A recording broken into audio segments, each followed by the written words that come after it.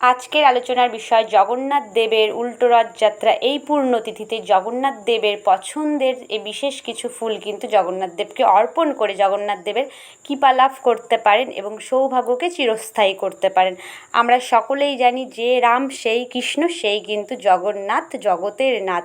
তাই জগন্নাথ দেবের অত্যন্ত পছন্দের প্রিয় ফুল হলো কদম ফুল। এই দিন জগন্নাথ দেবকে কদম ফুল কিন্তু আপনারা দিতে পারেন। এছাড়াও জগন্নাথ দেবের হলুদ বা সাদা ফুল অত্যন্ত পছন্দ।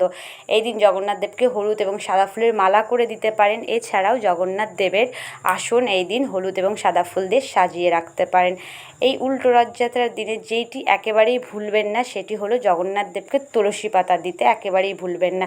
এই দিন আপনারা যদি পারেন জগন্নাথ দেবকে তুলসী পাতার মালা করে দিন, এতে কিন্তু আপনার সংসারে সুখ শান্তি বিরাজমান হবে।